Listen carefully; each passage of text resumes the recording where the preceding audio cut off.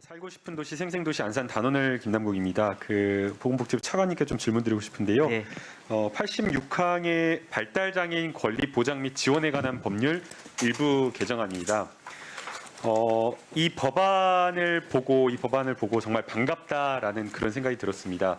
왜 우리 정부가 이런 법을, 우리 국회가 이러한 법을 통과시키는데 이렇게 늦었나? 라는 생각에 좀 국민 여러분들께 송구스럽기도 하고 마음이 좀 안타깝기도 했는데요. 지금 해당 법안 내용을 보게 되면 발달 장애인에 대해서 주간 활동과 여러 낮 시간대에 돌봄 서비스를 강화하는 그리고 근거되는 법률 개정안이 지금 좀 담긴 것으로 보입니다. 이 법안이 통과되면 실질적으로 발달 장애인들이 어떤 서비스를 받게 되는지 좀 설명해 줄 수 있을까요? 예. 현재 발달장애인들이 사회에서 특히 이제 주변에서 살아나가기 위해서는 낮 시간의 활동을 보장을 해야 되는 그런 필요성이 있습니다. 그래서 이번에 하는 그런 발달장애인 주간 활동 서비스는 결국 성인 발달장애인 분들이 의미 있는 낮 시간을 보장하고 그에 따라서 보호자분들도 돌봄 부담을 경감을 할 수 있게 됩니다. 지원 대상은 만 18세 이상 64세 미만으로서 장애인 등록을 한 지적 장애 자폐인이고요.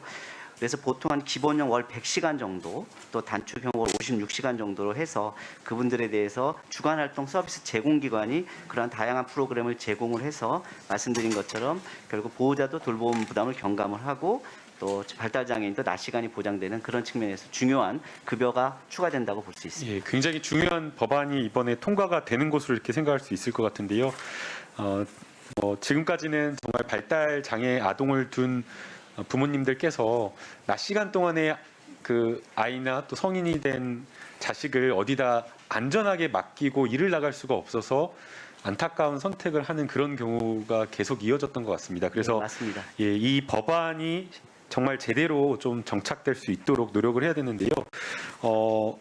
지금 우리 정부가 발달 장애인 이 법에 따라서 사용하고 있는 잡힌 예산이나 이런 것들을 보면 지원 예산이 그렇게 많지는 않은 것으로 보이는데 이 법이 이제 근거가 되는 법이 만들어진다고 하더라도 개별 사업을 지원하는 예산이 확실하게 좀 뒷받침되지 않는다고 하면 유명무실한 법안, 그러니까 실질적으로 발달 장애 아동과 부모들에게 도움을 주는 법안이 안 될 수 있는데 예산과 관련된 계획은 어떻게 잡고 계신가요? 예.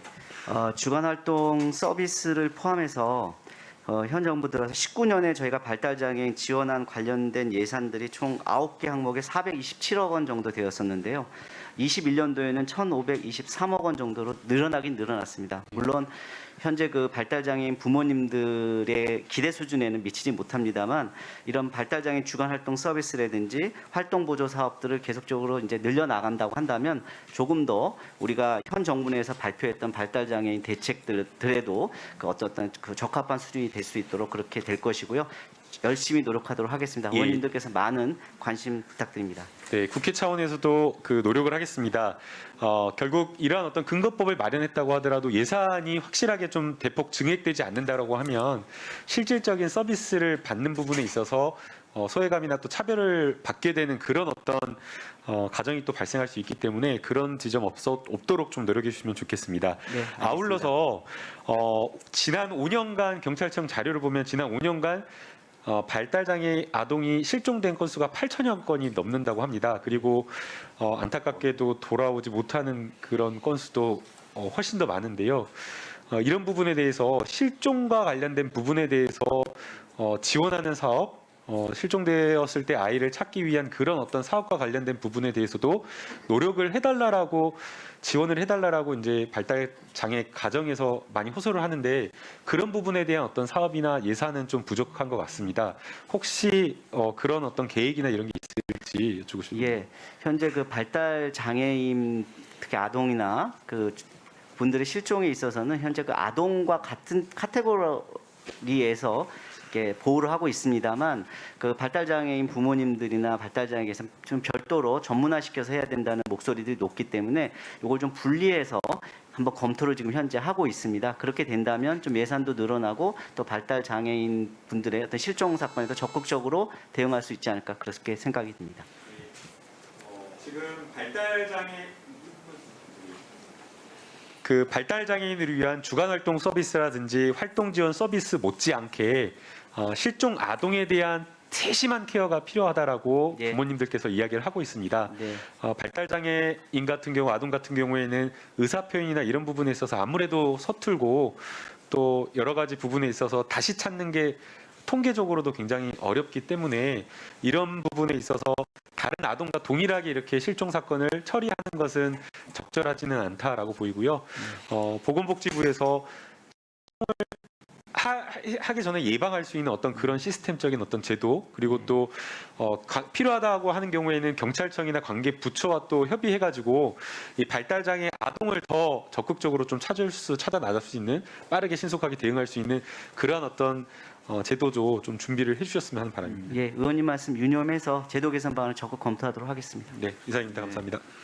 아니 5년에 8,000명 정도나 이게 발달 장애 아동이 실종된다면 굉장히 심각한 문제인 것 같은데요. 아, 그건 이거는- 잠깐 이제 놓쳤다가 다시 돌아오시는, 네. 그러니까 건수가 전체 그렇다는 거고요. 네. 한 20년이나 이렇게 길게 가는 경우는 굉장히 적습니다. 다만 이제 위원장님 말씀처럼 발달 장애인 자체 실종이 되면 다른 비장애 아동에 비해서 굉장히 언어적인 것들이나 이런 것들이 쉽지 않기 때문에 그럴 확률이 더 길게 갈 것이 높기 때문에 현재의 아동 그 실종 체계보다는 보다 전문화된 별도의 발달 장애인 실종 아동 체계를 갖춰야 된다는 목소리가 높고, 이 점에 있어서는 현재 충분히 계속 지속적으로 검토를 하고 있다는 점 말씀드립니다. 예, 그 진짜 김남국 위원님이 걱정하신 바대로 그 문제가 좀 저는 심각해 보이기도 하니까 정말 신경을 좀 잘 써주셨으면 예, 알겠습니다, 위원장님. 네, 대체 토론 더 하실 의원님.